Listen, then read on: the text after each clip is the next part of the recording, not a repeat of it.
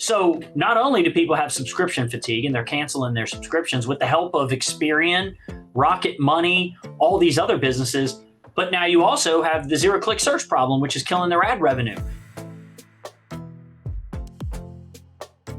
Today, we sit down with Adam Koehler, a powerhouse entrepreneur whose impact spans multiple industries. Adam is best known for co-founding DotLoop, a groundbreaking real estate software company that he helped scale during the 2008 housing crisis, all the way to a 9-figure exit with Zillow. In this episode, Adam shares the inside story of DotLoop's rise and what it was like to build and sell a major tech company. But we also dive into his latest venture, Content Credits, which is turning heads in the digital publishing world. Adam breaks down how this new platform is addressing the subscription fatigue that's plaguing readers and giving publishers a fresh way to monetize their content. Think micropayments and pay-per-article access. If you're curious about disruption in media, the realities of entrepreneurship, or how to spot opportunity in times of crisis, you won't want to miss this episode. As always, if you found value from this content, please like and subscribe. All right, Adam Koehler, welcome to Beyond Fulfillment. Thanks, Dave. Appreciate it. Thanks for having me on today. Yes, sir. We're excited to have you. So, Adam, you've been an entrepreneur for quite a long time with numerous ventures, and we really want to get into your latest one, Content Credits, which you founded, which is really shaking things up within digital media. But you had a very successful exit with a company you founded called DotLoop. Could you just walk our viewers through the story of that company and how you exited? Yeah. So this was back in 2008, 2009, when the housing crisis was happening. We decided to start a real estate software. So people would think that that's not a good time to start a company like that. But actually, it's a really good time because when people are making money and they got it coming out of their pockets, they don't need to listen to your story. They don't need to listen to your pitch about your software. But when people are struggling and an industry struggling the way it did during the housing crisis, people are much more open to the idea of gaining an edge any way they can. And if you have a good pitch and a good product and something that they think they can use, then it ended up working out. So 3 guys sitting in a Panera Bread up on University of Cincinnati's campus come up with an idea, and then 18 months later or something, we had a product, and kind of one thing led to the other, and next thing you know, Zillow came in knocking, and in 2015 we sold that business, and it was a 9-figure exit. It was the first 9-figure exit in the city of Cincinnati for a startup, which brought attention from the coast. That was a big thing for us. Was you needed a win like that to show investors that there was money to be made here if they invested. And Zillow came in. They added more employees. They invested in the city. They expanded the space, and Cincinnati was on the map. Wow, so that's interesting. So 3 guys from the University of Cincinnati. Sitting at Panera Bread in the midst of the housing crisis, come up with a software idea that 6 years later turns into a 9-figure exit to Zillow. That's incredible. Yeah. Well, one of us actually went to University of Cincinnati. I went to art school, and I can't remember where Matt went, but Austin Allison, it was his idea, and he was I think he was 21 maybe when he came up with the idea, and then he pulled me and Matt into it and gave us some equity, and he pretty much ran the company. It was his idea, but I was glad to be a part of it. Glad to be a co-founder. That was awesome. And but you never know what stuff's going to turn into, And you hear all these people. Everybody wants to offer you some equity in their company now for dev work or design or whatever your skill is, right? And a lot of people turn that down nowadays because the failure rate of startups is so high. I mean, it's 75 to 90% in a lot of cases. So people don't want to take the risk, but I'm glad I did. I'm glad I was naive enough to think that this company could turn into something huge, and next thing you know, it did. Sure. And you bring up a really good point there too, in terms of starting the company during the housing crisis, because you always hear that cliche line about the amount of successful companies that were started during a recession or a depression and that That's type right. of thing. But like you make a really good point as to why is like when the market's up and everyone's making money, right? There's this air of almost complacency with a lot of people where you, like you said, they don't need to listen, right? Because they're already doing That's well. right. Where it's a lot easier to capture attention when you have a product that could potentially give someone an edge in a down market. That's right. And we're seeing the same thing in publishing right now. I mean, think of all the negative news around publishing right now. Fake news this, fake news that. Nobody wants to buy a subscription. Nobody trusts the media. I mean, there's so much happening right now. I mean, you think of zero click search. If you don't know what zero click search is, it's when you go into Google and you type in something and it gives you the answer right there. It scrapes the news websites and just gives you the answer. So you never click over, which is killing their ad revenue, right? So not only do people have subscription fatigue and they're canceling their subscriptions with the help of Experian, Rocket Money, all these other businesses, but now you also have the zero click search problem, which is killing their ad revenue. So subscription growth, if you look at their revenue stack, sometimes donations, right? You got donations, you got ad revenue, and you got subscriptions, right? And depending on the organization, they may have more subscriptions than ad revenue. But right now, those top two sources are getting eaten away. So the industry is in very similar dire straits to what I saw in the real estate industry in 2008, 2009, and they need an edge. And here we are with content credits. Yeah, so excellent segue into your current company, Content Credits. So just tell everyone what that is. Yeah, so we did a 100-page research study. It was a focus group with regular readers and with New York Times specifically readers. And they overwhelmingly told us that they were sick of subscriptions and that they wanted another option. And if we could give them a way to pay per article instead of getting a subscription, they would prefer that, right? Now, you do have a segment of society. If you think of the New York Times, for example, they mostly sell their subscriptions to, East Coast, generally upper middle class or wealthier individuals that want to feel like they're in touch with what's going on, right? So the people that can afford subscriptions, essentially. And those people are going to read a bunch of articles, every time it comes out, they're going to really get into it, right? So this may not make sense for them. And it's the average reader, the guy who gets a text message from their friends, the lady who sees a New York Times article on Facebook or Instagram, clicks through, gets a paywall, and then just gets frustrated. I mean, it's actually the only industry I know that actively scares its customers away. Like, you get to the paywall and then they tell you you're too poor to read their stuff, which I would assume completely goes against what the New York Times, claims to stand for. And other publications, right? They want to give you the news. We live in the information age, right? We live in the knowledge generation. Information, it leads to wealth. It leads to, you need to access information to do better in your life. And, they claim to have that, but they're not distributing the news in ways right now that most people can afford or want to pay. So paper article, content credits are tied to they're 25 cents, so pegged at 25 cents, and the publisher can decide how many content credits they want to charge, and that's something we can learn over time. Maybe it's just one content credit per article, but maybe there's something really cool like an infographic or some really in-depth research that they see as more valuable. Maybe that's $1 or $2, but it's really up to them, and we give them tools on every one of their articles to be able to adjust that. Okay. So you see this issue with the publishing industry to where, like you said, there's this problems and the subscription fatigue and their ad revenue is getting killed and they're alienating their readers, and clearly it's ripe for disruption. You have this idea for content credits and this pay per article type system, which seems a great idea, right? Where it can help the reader, it can help the publisher monetize in an easier fashion, but what happens next? Like, how do you go to actually building this and turning it into a real business? Yeah. So through our research, we looked at why aren't micropayments working in publishing? Like, why haven't people tried them? Well, they're afraid that it's going to cannibalize their subscriptions. So one things we decided was, if you're a reader, one of the things that keeps micropayments from happening is they don't hit you with the offer at the point of FOMO. So the point of FOMO is the paywall.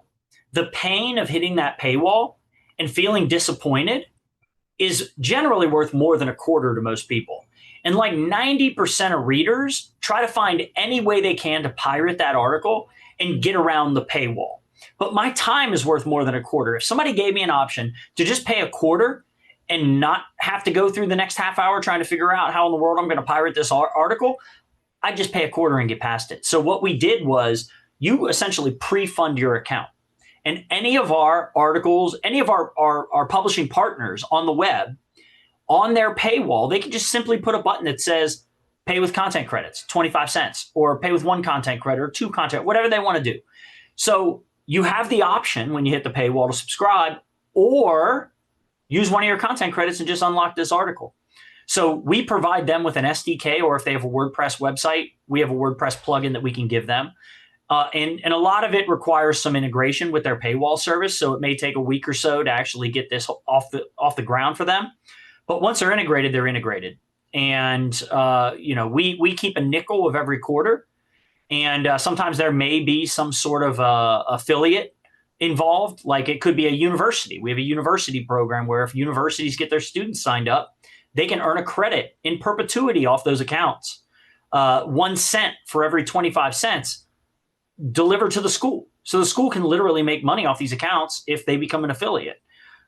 So that's kind of part of the business. So it's a win-win-win for everybody we see. Okay. And so when you've been pitching this to publishers, right? Because this is I guess it's still a startup phase. When did you launch the company? We officially made it a company about a year ago. Then we, finished building our software probably, I'd say 6 months ago. Then we had to go through the patent process. And before we told the world, we wanted to make sure we could at least get our provisional patent done. That took us probably another 2 months, 3 months to get that together. And then, that led us up to about maybe 2 or 3 months ago when we really started kicking this off. Okay. And so what's been the response so far from the publishers? I would say every single publisher says that this totally makes sense and they want it to happen and they can see the benefits of it, but they don't want to be the first one in, right? They don't want to be the first kid in the pool to test the water. They want us to get some traction before we come back. These are the bigger publishers I'm talking about, but those are the ones we want to get to. If we can get a couple of the big ones on board, New York Times, Wall Street Journal, everybody else will fall in line, especially if we start showing that this is really gaining some traction and they're making money. So, when we went to the Sub Summit a couple weeks ago, we met up with one of the fourth largest publisher by subscriptions actually in the country, and they were intrigued. So we flew out to New York last week. We sat down with their team and we hashed out a plan. And literally before I got on this call, I was finalizing our proposal to them. Okay. Okay, excellent. So things are really taking off. What you mentioned too with the bigger publishers, right? There's kind of this no one wants to be first type of attitude, attitude towards it. So what other challenges have come up when you're basically, building this and bringing it out to the market? Well, I mean, obviously there's going to be some technical integration hurdles we have to jump through. And whoever that first person is, which I hope it's this one, we can work through some of those things. They've got some pretty complicated technology that we have to work with. But I own a digital ad agency. I mean, I have 16 developers on staff, all of them with different skill sets. And I think, with the talent I have here in my agency, we can overcome whatever technical issues that someone might have. So we're not a typical startup. I mean, I've been doing this for a really long time. I've owned my ad agency for 14 years, all digital stuff. I mean, I've kind of grown up with the internet and with technology, and so have a lot of the people that work with me. And with the past successes working in industries, at the end of the day, I see an industry that's in trouble. I see less hurdles implementing something like this than I see not implementing it. I mean, you're kind of playing with fire with everything that's going on right now if you're a publisher. And there's just too many things working against the industry right now. And they need to find new ways to new essential monetization layers that they can add into that revenue stack. And if they don't, they're going to be in trouble. Yeah. And so what's your vision for content credits and kind of where do you see that going in the coming years? Well, I'd say the first year or so, we're going to be working with publishers and trying to build up that portfolio of partnerships. Because the more that you have, obviously, the more valuable it's going to be. So generally, if someone's conservative, they tend to read more of the conservative papers. If they're liberal, they read more of the liberal ones. But if I can get, 5 or 6 of the liberal papers together, and they don't have to get individual subscriptions each one of those, but they're bouncing around and they're spending their content credits, that becomes more valuable to that particular reader. Some people may just use it on one website, which is probably great, for whoever runs that website, right?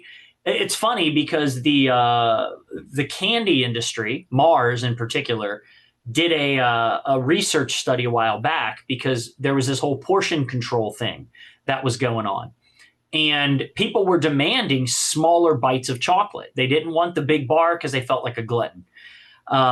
So the smaller bites actually increased their profits by about 50%, their profit margins, because they could sell the smaller bites for more in those bags, right? Per ounce, they were making more money.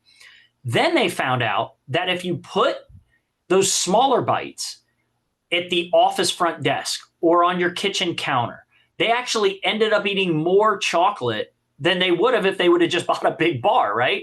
So they actually made more money and they didn't have to reformulate. So we kind of see content credits as that, and we see the paywall as the candy dish. And I think what's going to end up happening is because people have the flexibility to spend where they want, they're actually going to consume more of that content than they would have if you just forced them into a subscription. Ah, okay. So it sounds like giving people the flexibility where they can just pay per article, they can pre-fund their account, they can get rid of the paywall and having to buy the subscription. And where these subscriptions are typically yearly, right? You Oh, talking, yeah. what are like 30, $40 for a year for some of these Oh, no. papers? Some of them are $400, Oh, $500 wow. a year. Some of the, like, think of the Wall Street Journal, the New York Times. These are not cheap for most people, and I'm in Cincinnati, like in Northern Kentucky. We're in the Midwest. People don't have the kind of money, they need it. And plus you've got crazy bounce rates. I mean, some of these publications have upwards of a 97, 98% bounce rate. Like imagine that traffic that you're getting coming to your site and all the work you do to get that traffic to your site just to tell people they're too poor to read your stuff. And then they leave and then they never come back. Like that is terrible branding, right? Like you're training me as a consumer not to come back. Like Bloomberg has a hard paywall.